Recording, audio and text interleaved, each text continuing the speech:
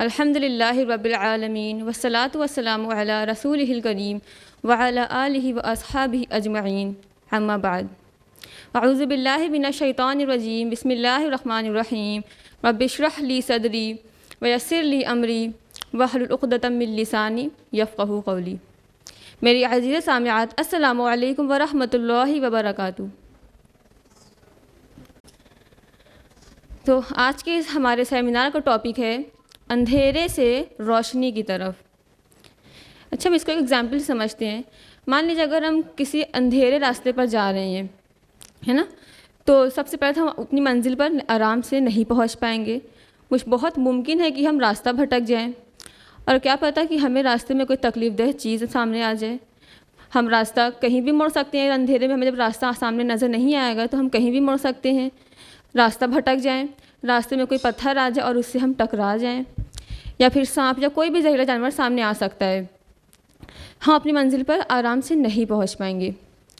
لیکن اگر اسی طرح سے ہمارے پاس روشنی جیسی یعنی ٹارچ جیسی کوئی چیز ہوگی تو ہم بہت آرام سے اپنے راستے پر پہنچیں گے، ہے نا، اور راستے میں جو بھی چیزیں آ رہی ہوں گی، جو بھی رکاوٹیں آ رہی ہوں گی، اس سے ہم بچ پائیں گے اور ادھر ادھر کی پگڈنڈیوں سے بچ پائیں گے۔ اگر ہم قرآن و حدیث کو صحیح طرح سے پڑھیں، سمجھیں گے اور جانیں گے تو پتہ چلے گا کہ اللہ سبحانہ تعالیٰ نے جہالت کو تاریکیوں سے اور علم کو روشنی سے تعبیر کیا ہے۔ اللہ سبحانہ تعالیٰ نے فرمایا سورہ بقرہ سورہ نمبر 2 آیت نمبر 257، اللہ ولی الذین آمنوا یخرجہم من الظلمات الی النور۔ اللہ ایمان والوں کا ولی ہے جو انہیں اندھیرے سے روشنی کی طرف لے جاتا ہے، اور کافروں کے اولیاء شیاطین ہیں جو انہیں روشنی سے اندھیرے کی طرف لے جاتے ہیں اور وہ جہنمی ہیں۔ اسی طرح سے اگر ہم علم کے ساتھ کوئی بھی عمل کریں گے تو ہم اپنی منزل پر پہنچیں گے۔ ہم راستے میں جو بھی رکاوٹیں آ رہی ہوں گی اس سے ہم بچ پائیں گے۔ علم کے ساتھ ہم جو بھی عمل کریں گے اسے ہم صحیح طرح سے کر پائیں گے اور گناہوں سے بچ پائیں گے۔ علم عربی زبان کا ورڈ ہے جس کا روٹ ورڈ عین لام میم ہے، جس کا معنی جاننے اور آگاہی کے ہیں، یعنی کسی چیز کا ذہن میں حاصل ہو جانا علم کہلاتا ہے۔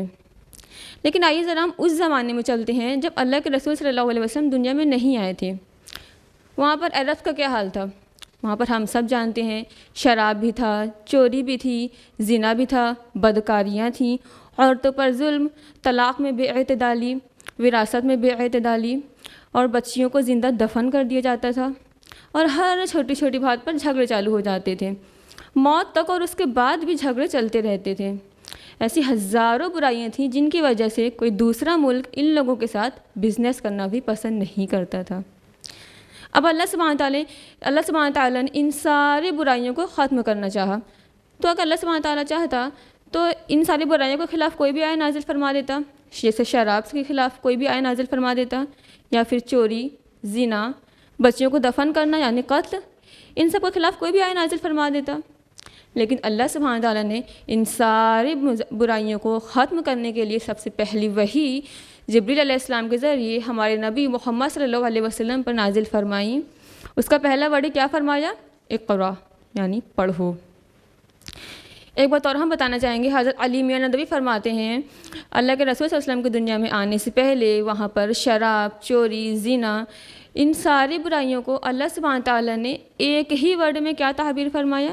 زمانہ جاہلیت، یعنی جہالت کا دور، جس کا مطلب وہاں پر جو بھی برائیاں ہو رہی تھیں، جو بھی منکرات ہو رہے تھے، وہ کس وجہ سے ہو رہے تھے؟ جہالت کی وجہ سے۔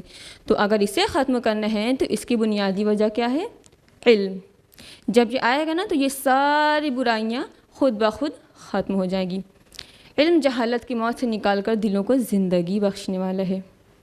اللہ سبحانہ تعالیٰ نے قرآن مجید میں تقریباً 6000 سے بھی زیادہ آیتیں نازل فرمائی ہیں، لیکن اللہ سبحانہ تعالیٰ نے سب سے پہلی وحی جو نازل فرمائی وہ ہے سورہ علق کی ابتدائی 1 to 5 آیا، جو کہ ہے اقرأ بسم ربک الذی خلق خلق الانسان من علق اقرأ وربک الاکرم الذی علم بالقلم علم الانسان ما لم یعلم۔ پڑھو اپنے اس رب کے نام سے جس نے انسان کو خون کے لوتھڑے سے پیدا کیا، پڑھو اور تمہارا رب بڑا کریم ہے، جس نے انسان کو قلم کے ذریعے علم سکھایا، جس نے انسان کو وہ سکھایا جو وہ نہیں جانتا تھا۔ اب اگر ہم ان 5 آیات میں غور کریں تو اس میں 2 مرتبہ لفظ اقرا یعنی پڑھو اور 2 مرتبہ لفظ علم یعنی اس نے سکھایا کے کلمات استعمال کیے گئے ہیں۔ گویا کہ 5 آیات میں 4 الفاظ تو صرف پڑھنے پڑھانے اور سیکھنے سکھانے سے متعلق ہیں۔ اس کے علاوہ اللہ سبحانہ تعالیٰ نے اسی آیت میں فرمایا جس نے انسان کو قلم کے ذریعے علم سکھایا۔ قلم کیا ہے؟ علم حاصل کرنے کا ایک بہت قیمتی ذریعہ۔ اور حدیث ہے مسند احمد، ابو داؤد اور ترمذی میں، اللہ سبحانہ تعالیٰ نے دنیا میں سب سے پہلی چیز جو بنائی وہ قلم ہے۔ اس کے علاوہ اللہ سبحانہ تعالیٰ نے ایک اور ذریعہ علم حاصل کرنے کا ہمیں سکھایا ہے۔ سورہ رحمان سورہ نمبر 55 کی آیت نمبر 4 میں، علمہ البیان، جس نے انسان کو بولنا سکھایا، یعنی کمیونیکیشن۔ اور علم حاصل کرنے کے لیے بہت ضروری ہے بولنا، سننا اور سمجھنا۔ اچھا، اگر ہم ذرا غور کریں انسان کے شب و روز پر تو پتہ چلتا ہے کہ جب انسان کو بھوک محسوس ہوتی ہے تو وہ کھانا کھا لیتا ہے، جب اسے پیاس لگتی ہے تو پانی پی لیتا ہے، جب اس کی آنکھیں نیند سے بوجھل ہوتی ہیں تو وہ آرام سے نرم نرم بستر پر سو جاتا ہے۔ یہ کام تو جانور بھی کرتے ہیں۔ تو کیا انسان کی زندگی کا مقصد صرف کھانا پینا اور سونا ہے؟ نہیں، ایسا ہرگز نہیں ہے، بلکہ اللہ سبحانہ تعالیٰ نے فرمایا سورہ زاریات سورہ نمبر 51 آیت نمبر 56 میں، وَمَا خَلَقْتُ الْجِنَّ وَالْإِنسَ إِلَّا لِيَعْبُدُونَ، اور میں نے جنوں اور انسانوں کو محض اس لیے پیدا کیا کہ وہ میری عبادت کر سکیں۔ اب اس آیت سے ہمیں کیا پتہ چلتا ہے؟ انسانوں کی تخلیق کس لیے کی گئی ہے؟ عبادت کے لیے، اور علم کے بغیر عبادت کرنا ممکن نہیں۔ علم انسان کو شعور اور آگہی بخشتی ہے۔ جب انسان کے اندر شعور کی شمع روشن ہوتی ہے تو اسے خیر و شر، نیکی و بدی، برے اور بھلے کی تمیز آ جاتی ہے، اور جب انسان کے اندر خیر و شر کا شعور حاصل ہوتا ہے تو اس کے لیے علم کے راستے پر چلنا آسان ہو جاتا ہے۔ اگر اس کی آنکھوں پر جہالت کی پٹی بندھی رہے تو اس کا دل علم کے نور سے دور ہے، پھر اسے زندگی کا کوئی مقصد سمجھ نہیں آئے گا، اور جب مقصد سمجھ میں نہیں آئے گا تو وہ اپنے لیے کسی منزل کا انتخاب نہیں کر سکے گا۔ اللہ کے رسول صلی اللہ علیہ وسلم نے فرمایا، اوتیت علم الاولین والآخرین، اگلے اور پچھلے تمام لوگوں کا علم اللہ نے مجھے عطا کیا ہے۔ لیکن اس کے باوجود اللہ سبحانہ تعالیٰ نے فرمایا سورہ طٰہٰ سورہ نمبر 20 آیت نمبر 114 میں، وَقُلْ رَبِّ زِدْنِی عِلْمًا، اے نبی آپ دعا کریں، اے میرے رب میرے علم میں اضافہ فرما۔ آپ کو پتہ ہے یہ ایک واحد ایسی دعا ہے جس میں اللہ سبحانہ تعالیٰ نے خود نبی کو مانگنے کا حکم دیا ہے کہ اے نبی آپ دعا کریں کہ اے میرے رب میرے علم میں اضافہ فرما۔ اس کے علاوہ اللہ سبحانہ تعالیٰ نے کسی اور چیز میں اضافے کی دعا اپنے نبی کو نہیں سکھائی سوائے علم کے۔ اس سے علم کی امپورٹنس اور زیادہ بڑھ جاتی ہے۔ اور مشکات کی حدیث ہے، اللہ کے رسول صلی اللہ علیہ وسلم نے فرمایا، طلب العلم فریضۃ علی کل مسلم، علم حاصل کرنا ہر مسلمان مرد اور عورت سب پر فرض ہے۔ تو اللہ کے رسول صلی اللہ علیہ وسلم نے ہم سب پر علم کا حاصل کرنا فرض قرار دیا ہے، یا مرد ہوں چاہے عورت، دونوں پر ہر مسلمان پر فرض ہے۔ حدیث ہے ابن ماجہ کی، اللہ کے رسول صلی اللہ علیہ وسلم نے فرمایا، عالم پر عابد کی فضیلت ایسی ہے جیسے میری فضیلت ایک ادنا شخص پر۔ ایک عالم جو بہت عبادت گزار ہے، جو بہت عبادتیں کرتا ہے اللہ کی، اس کی فضیلت عابد پر، یعنی ایک شخص جو زیادہ عبادت تو نہیں کرتا ہے، فرض کی ادائیگی کرتا ہے، اور کیا پتہ وہ صحیح بھی کر رہا ہے کہ نہیں، کیا پتہ اس کی نمازیں قبول ہو رہی ہے یا نہیں، کیا پتہ اسے سنت کا طریقہ پتہ ہو، سنت پر عمل کر رہا ہو، تو اس عالم کی فضیلت اس عابد پر ایسی ہے جیسے اللہ کے رسول صلی اللہ علیہ وسلم کی فضیلت ایک ادنا شخص پر۔ ایک واقعہ ہم سنانا چاہیں گے ابن عباس رضی اللہ عنہ کا۔ ابن عباس رضی اللہ عنہ آپ صلی اللہ علیہ وسلم کے چچا زاد بھائی تھے۔ ان کو بچپن سے علم سیکھنے کا بہت شوق تھا۔ ایک مرتبہ ابن عباس رضی اللہ عنہ اپنے ایک دوست کے ساتھ کھیل رہے تھے۔ انہوں نے کھیلتے کھیلتے دیکھا کہ کچھ لوگ صحابہ سے علم سیکھ رہے ہیں، تو انہوں نے اپنے دوست سے کہا کہ چلو ہم بھی چل کر کچھ صحابہ سے علم سیکھتے ہیں۔ تو ان کے دوست نے کہا، پاگل ہو کیا، صحابہ سے علم سیکھو گے؟ مطلب صحابہ کہاں اتنے بڑے بڑے اور تم کہاں، اور تم کیا کرو گے علم سیکھ کر؟ اگر کسی کو کچھ پوچھنا ہوگا تو وہ ڈائریکٹ صحابہ سے پوچھ لیں گے، تم سے کون پوچھے گا، کیوں اپنے آپ کو مشکل میں ڈال رہے ہو؟ تو یہ بات ابن عباس رضی اللہ عنہ کو پسند نہیں آئی اور انہوں نے صرف اسی بات پر اپنے اس دوست کا ساتھ چھوڑ دیا اور اپنے آپ کو علم سیکھنے میں مشغول کر لیا۔ پھر ایک وقت ایسا آیا کہ وہی دوست جن کے ابن عباس رضی اللہ عنہ نے چھوڑا ہوا تھا، وہ دور سے دیکھ رہے ہوتے ہیں کہ ابن عباس رضی اللہ عنہ بیٹھے ہوئے ہیں اور کچھ لوگ، ان کے پاس ایک بہت بڑا لوگوں کا مجموعہ ہے جو ان سے علم سیکھ رہا ہے۔ تو وہ دوست آج پتہ نہیں کہاں ہے، کوئی نہیں جانتا، مگر ابن عباس رضی اللہ عنہ نے اپنے آپ کو علم سیکھنے میں لگایا اور دین کا اتنا علم حاصل کیا کہ آج ہم سب ان کا عزت سے نام لے رہے ہیں۔ اور سب سے پہلے قرآن کی تفسیر بھی ابن عباس رضی اللہ عنہ نے ہی لکھی ہے۔ ابن عباس رضی اللہ عنہ کو جب بھی کوئی مسئلہ پوچھنا ہوتا تو وہ ایک مسئلے کے لیے کم سے کم 30 صحابہ کے پاس جایا کرتے تھے۔ ایک مرتبہ ابن عباس رضی اللہ عنہ نے پورے 1 سال ابن عمر رضی اللہ عنہ کے پاس گزارے صرف ایک مسئلہ پوچھنے کے لیے، تاکہ اس بات کی گہرائی تک پہنچ سکیں۔ علم کی اہمیت کو قرآن کے مفسر امام فخر الدین رازی رحمۃ اللہ علیہ کی تحریر سے سمجھیے۔ وہ فرماتے ہیں، اللہ نے ہم پر فرض کی ادائیگی کا حکم دیا ہے اور علم کے بغیر ہم ان کی ادائیگی پر قادر نہیں۔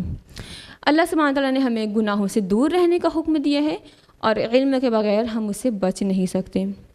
اللہ سبحانہ تعالیٰ نے ہمیں اپنی نعمتوں کا شکر ہم پر لازم کیا ہے اور علم کے بغیر ہم ان کا شکر ادا نہیں کر سکتے۔ خدا تعالیٰ نے ہمیں بلا پر صبر کرنے کا حکم دیا ہے اور علم کے بغیر ہم صبر نہیں کر سکتے۔ اللہ سبحانہ تعالیٰ نے اپنی مخلوق کے ساتھ انصاف کرنے کا حکم دیا ہے اور علم کے بغیر ہم مخلوق کے ساتھ عبادت نہیں کر سکتے، مطلب ہم علم کے بغیر کچھ نہیں کر سکتے ہیں۔ اللہ سبحانہ تعالیٰ نے ہمیں شیاطین سے دشمنی کرنے کا حکم دیا ہے اور علم کے بغیر ہم اسے دشمنی نہیں کر سکتے۔ اب سمجھنے کی بات یہ ہے کہ اللہ سبحانہ تعالیٰ نے ہمیں اپنے نفس کے علاوہ 2 طرح کے حقوق ہم پر عائد کیے ہیں، حقوق اللہ اور حقوق العباد، اور ان دونوں کی ادائیگی بے علم ممکن نہیں۔ ایک اور واقعہ ہم سنانا چاہیں گے امام شافعی رحمۃ اللہ علیہ کا، لیکن اس سے پہلے ایک حدیث ہے مسلم کی، حدیث نمبر 6853۔ رسول اللہ صلی اللہ علیہ وسلم نے فرمایا، جو شخص علم کے راستے پر علم کے لیے نکلتا ہے، اللہ سبحانہ تعالیٰ اس کے لیے جنت کا راستہ آسان کر دیتے ہیں۔ اب واقعہ امام شافعی رحمۃ اللہ علیہ کا۔ امام شافعی رحمۃ اللہ علیہ کو بچپن سے علم سیکھنے کا بہت شوق تھا۔ انہوں نے بہت چھوٹی سی عمر میں ہی قرآن پاک حفظ کر لیا تھا اور بہت سی حدیثیں بھی یاد کر لی تھی۔ جب ان کی ایج 14 ایئرس ہوئی تو انہوں نے اپنی ماں سے اپنے شوق کا اظہار کیا۔ ماں خاموش رہیں۔ پھر امام شافعی رحمۃ اللہ علیہ کا شوق بڑھا تو ماں فکر مند ہوئیں۔ امام شافعی رحمۃ اللہ علیہ کے علاوہ ان کی ماں کا گھر میں اکیلا سہارا کوئی نہیں تھا، لیکن اس کے باوجود امام شافعی رحمۃ اللہ علیہ کی ماں نے فرمایا، بیٹا تیرا شوق تو میرے خوابوں کی تعبیر ہے، میں نے راتوں کو جاگ جاگ کر یہی دعا کی ہے کہ اللہ تجھے اپنے علم کے دین سے مالا مال کر دے، لیکن فکر یہ ہے کہ تجھے سفر پر بھیجوں تو کیا دے کر بھیجوں، نہ گھر میں غلہ ہے کہ تجھے کچھ پکا کر دے دوں، نہ گھر میں روپے پیسے ہے کہ کچھ تیرے حوالے کر دوں۔ یہ کہتے ہوئے ان کی آنکھیں بھر آئیں، ان کی آواز بھر آئی اور آنکھوں سے آنسو بہنے لگے۔ پھر فوراً اپنے آپ کو سنبھالتی ہیں اور بولتی ہیں، فکر مت کرو، اللہ ہے نا، وہ اپنے ہر صالح بندے کی ضرورتیں پوری کرتا ہے۔ پھر انہوں نے 2 پرانی زمینی چادر امام شافعی رحمۃ اللہ علیہ کے حوالے کرتی ہیں اور بولتی ہیں، جا میں نے تجھے خدا کے سپرد کر دیا جس کی تو امانت ہے۔ اور پھر دعا کے لیے ہاتھ اٹھایا اور بہت سارے دعائیں دیں۔ پھر آخر نے فرمایا، اللہ ہی بہترین حفاظت کرنے والا اور وہی سب سے زیادہ رحم کرنے والا ہے۔ اب امام شافعی رحمۃ اللہ علیہ سفر کے لیے نکلے، خالی ہاتھ، ماں کے دعاؤں سے مالا مال۔ اب اس سفر میں ان کے پاس غیبی مدد آئی۔ ایک شریف آدمی نے مقام زدوہ پر سواری کا انتظام کر دیا۔ یہ شریف آدمی مدینہ منورہ کے رہنے والے تھے۔ انہوں نے امام شافعی رحمۃ اللہ علیہ کا ذوق و شوق دیکھا تو انہیں امام مالک رحمۃ اللہ علیہ کی درس حدیث کا ذکر کیا اور فرمایا، دین کے سب سے بڑے عالم اس وقت مسجد نبوی میں درس دے رہے ہیں، آپ ان کے پاس جائیے۔ یہ سن کر امام شافعی رحمۃ اللہ علیہ بہت خوش ہوئے اور فوراً ہی اونٹ پر بیٹھے اور مدینہ پہنچے۔ پھر اپنے سفر میں امام شافعی رحمۃ اللہ علیہ فرماتے ہیں، میں نے کانپتے ہوئے قدموں سے مسجد نبوی میں داخل ہوا، نماز پڑھی، حضور اکرم صلی اللہ علیہ وسلم کے روضہ پاک پر حاضری دی، دل کو سنبھالتے ہوئے سلام پڑھا، پھر لوٹا، دیکھا کہ ایک بزرگ نہایت سلیقے اور ادب کے ساتھ بیٹھے ہوئے ہیں اور کچھ لوگ ان کے پاس بڑے ادب سے اور خاموشی سے ان کی باتیں سن رہے ہیں۔ ان بزرگوں کا چہرہ 14ویں رات کی چاندنی کی طرح چمک رہا تھا اور بہت تیز آواز میں فرما رہے تھے، میں نے نافع سے اور نافع نے ابن عمر سے روایت کی ہے۔ یہ کہتے ہوئے انہوں نے حدیث سنائی۔ تو یہ نظارہ دیکھ کر مجھ پر ایک ہیبت چھا گئی اور مجھے جہاں جگہ ملی میں وہیں بیٹھ گیا۔ میں نے بھی زمین سے ایک چھوٹا سا تنکا اٹھا لیا۔ جب بھی امام صاحب کوئی حدیث فرماتے ہیں میں اسے تنکے سے اپنے ہاتھ پر لکھ لیتا۔ امام صاحب میری اس حرکت کو دیکھ رہے تھے مگر مجھے خبر نہ تھی۔ کچھ دیر بعد مجلس برخاست ہوئی، سب لوگ اٹھ کر جانے لگے۔ امام صاحب مجھے دیکھتے رہے کہ میں اٹھ کر جاتا ہوں یا بیٹھا رہتا ہوں۔ سب لوگ چلے گئے، میں اپنی جگہ بیٹھا رہا۔ تو امام مالک نے ہاتھ کے اشارے سے مجھے اپنے پاس بلایا۔ میں پاس جا کر ادب کے ساتھ بیٹھ گیا۔ انہوں نے پہلے کچھ دیر مجھے دیکھا، پھر فرمایا، کیا تم حرم کے رہنے والے ہو؟ میں نے فرمایا جی ہاں۔ انہوں نے فرمایا، خدا کے فضل و کرم سے سب خوبیاں موجود ہیں مگر میں نے تمہیں ایک بے ادبی کرتے ہوئے دیکھا۔ میں نے فرمایا، حضرت ایسی کون سی بات سے آپ کو دکھ ہوا؟ انہوں نے فرمایا، میں خدا کے رسول کی حدیث سنا رہا تھا اور تم سننے کے بجائے تنکے سے اپنے ہاتھ پر کھیل رہے تھے۔ میں نے فرمایا، حضرت میں کھیل نہیں رہا تھا بلکہ جو کچھ آپ سنا رہے تھے میں اسے لکھ رہا تھا۔ میرے پاس کوئی اور چیز نہ تھی لکھنے کی، اس لیے مجبوراً مجھے ایسا کرنا پڑا۔ امام صاحب کو بڑا تعجب ہوا۔ انہوں نے کچھ دیر مجھے دیکھا، پھر میرا ہاتھ اپنی طرف کھینچا اور دیکھا، فرمایا کہ اس میں تو کچھ بھی نہیں لکھا ہے۔ میں نے فرمایا، حضرت لعاب دہن سے لکھا ہوا تھا، لعاب سوکھ گیا ہے، مگر جتنی بھی حدیثیں آپ نے سنائی ہیں خدا کے فضل و کرم سے سب مجھے یاد ہو گئی ہے۔ امام صاحب نے فرمایا، اچھا سب حدیثیں نہ صحیح تو ایک ہی حدیث تم سنا دو۔ میں نے فوراً کہنا شروع کیا۔ اسی طرح سے میں نے 2500 حدیث جو اس وقت امام صاحب نے سنائی تھی سب سنا دی۔ امام صاحب کو بہت زیادہ خوشی ہوئی۔ اب دیکھیں اس واقعے سے ہمیں کیا سبق ملتا ہے۔ ایک تو ان کی عمر اتنی چھوٹی، 14 ایئرس کے جو وہ سفر کے لیے نکل گئے، تو اس عمر میں جو یہ ایج ہوتی ہے اس میں بچوں کی لرننگ پاور بہت زیادہ ہوتی ہیں، ان کا حافظہ بہت مضبوط ہوتا ہے، اور مائیں اسی عمر میں بچوں کو کیا کہتی ہیں، ابھی تو بچہ ہے، ایسے کر کے ہم بچوں کو ڈھیلا چھوڑ دیتے ہیں۔ لیکن امام شافعی رحمۃ اللہ علیہ نے اسی ایج میں اپنے آپ کو علم سیکھنے میں لگایا اور دین کا اتنا علم حاصل کیا کہ جو 4 بڑے بڑے میجر امام ہیں ان میں امام شافعی رحمۃ اللہ علیہ داخل ہیں علم کے اعتبار سے۔ دیکھیے حدیث ابن ماجہ کی، اللہ کے رسول صلی اللہ علیہ وسلم نے فرمایا، ہم انبیاء علیہ السلام کی جماعت لوگوں کے لیے دینار و درہم کی وراثت نہیں چھوڑتے بلکہ علم کی وراثت چھوڑتے ہیں۔ تو علم انبیاء علیہ السلام کی میراث ہے۔ علم تاریکیوں میں چراغ ہے اور کمزوریوں میں طاقت ہے۔ علم ہمیں غور و فکر اور صحیح نتیجہ فکر کی طرف لے جاتا ہے۔ اچھا اگر ہم دیکھیں تو دنیا میں ہر چیز بانٹنے سے گھٹتی ہے نا، ہم کوئی چیز کسی کو دیتے ہماری گھٹ جاتی ہے، مگر علم بانٹنے سے اور بڑھتا ہے۔ علم کی برکت سے پل صراط پر گزرنے میں آسانی ہوگی اور مدد ملے گی۔ علم وہ زیور ہے جو انسان کا کردار سنوارتا ہے۔ موت کے بعد انسان کے عمل کا سلسلہ ختم ہو جاتا ہے، مگر وہ علم جسے وہ دنیا میں چھوڑ کر گیا ہو اور دوسرے لوگ اس سے فائدہ اٹھا رہے ہوں تو اس علم کی وجہ سے مرنے کے بعد بھی اس کے ثواب کا سلسلہ جاری رہتا ہے۔ اللہ سبحانہ تعالیٰ نے کچھ چیزوں کا کمپیریزن کر کے علم کی عظمت کو بتایا ہے۔ فرمایا سورہ رعد سورہ نمبر 13 آیت نمبر 16 میں، قُلْ هَلْ يَسْتَوِي الْأَعْمَى وَالْبَصِيرُ، کیا اندھا اور دیکھنے والا برابر ہو سکتے ہیں؟ لا تستوی الظلمات الی النور، کیا اندھیرا اور روشنی برابر ہو سکتے ہیں؟ اسی طرح سے کیا سائے اور دھوپ برابر ہو سکتے ہیں؟ زندہ اور مردہ برابر نہیں۔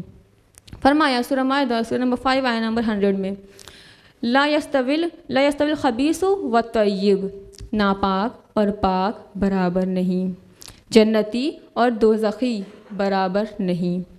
اسی طرح فرمایا سورہ زمر سورہ نمبر 39 آیت نمبر 9 میں، قُلْ هَلْ يَسْتَوِي الَّذِينَ يَعْلَمُونَ وَالَّذِينَ لَا يَعْلَمُونَ، بتاؤ تو کیا علم والے اور بے علم برابر ہو سکتے ہیں؟ یہاں پر لاسٹ میں علم جاننے والے اور علم نہ جاننے والے کا کمپیریزن کر کے یہ بتایا جا رہا ہے کہ علم نہ جاننے والے گویا کہ اندھے ہیں، علم نہ جاننے والے اندھیرے میں ہیں، علم نہ جاننے والے دھوپ میں ہیں، علم نہ جاننے والے ناپاکی کے درجے میں ہیں، فتنے اور گمراہی میں، علم نہ جاننے والے مردہ ہیں، اور علم نہ جاننے والے گویا کہ دوزخی ہیں۔ اسی طرح سے جاننے والے گویا کہ بینا ہیں، روشنی میں ہیں، پاکیزگیوں میں ہیں، سائے میں ہیں، اور جنتی صفات والوں میں ہیں۔ دیکھیے علم ہی بھٹکے ہوئے کو سیدھا راستہ دکھاتا ہے، بد کو نیک بناتا ہے، دشمن کو دوست بناتا ہے، دنیا میں امن و امان کی فضا قائم کرتا ہے۔ علم انسان کے اندر شائستگی پیدا کرتا ہے، حسن پیدا کرتا ہے، تہذیب پیدا کرتا ہے۔ ایک جاہل شخص کا دل حسد اور لالچ کی تیروں کا جلد شکار ہو جاتا ہے، مگر علم انسان کو حسد اور لالچ جیسی بیماریوں سے بچاتا ہے۔ اسی وجہ سے ہمیں چاہیے کہ ہم علم حاصل کرتے رہیں۔ علم کے ذریعے انسان دنیا و آخرت کے بلند درجات حاصل کرتا ہے۔ امام ابو حسن شاذلی فرمایا کرتے تھے، 4 چیزوں کے ہوتے ہوئے علم نفع نہیں دیتا۔ پہلا ہے دنیا کی محبت، دوسرا آخرت کی فراموشی، تیسرا تنگ دستی کا خوف، اور چوتھا ملامت کرنے والا یعنی لوگوں کا ڈر رکھنے والا۔ دیکھیے معصیت یعنی جس کام میں اللہ کی نافرمانی ہو، اس سے عقل اور بصیرت کا نقصان ہوتا ہے۔ جب تک ہم نافرمانی کی روش نہیں چھوڑیں گے، علم ہمیں نفع نہیں دے گا۔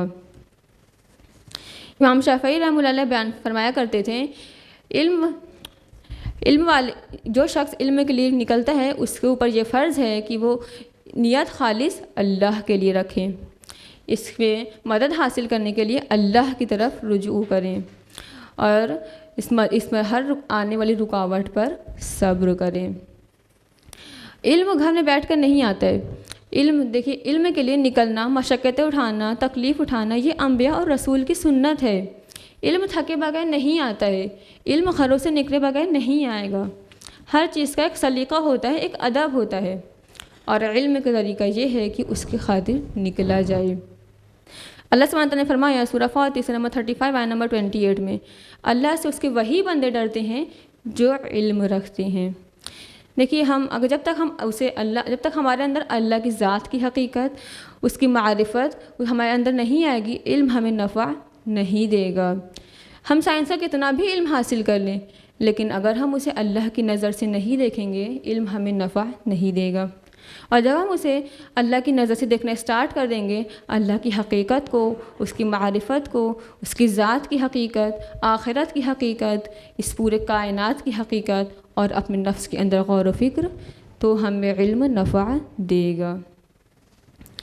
چلنے والے نکل گئے ہیں، جو ٹھہرے ذرا وہ کچل گئے ہیں۔ اب ہم اپنی گفتگو کا اختتام قرآن کی آیت کے ساتھ کرنا چاہیں گے۔ فرمایا سورہ مجادلہ سورہ نمبر 58 آیت نمبر 11 میں، یرفع اللہ الذین آمنوا منکم والذین اوتوا العلم درجات، اللہ تم میں سے جو ایمان لائیں اور جنہیں علم دیا گیا ان کے درجات بلند کرے گا۔ وآخر دعوانا ان الحمد للہ رب العالمین، والسلام علیکم ورحمۃ اللہ وبرکاتہ۔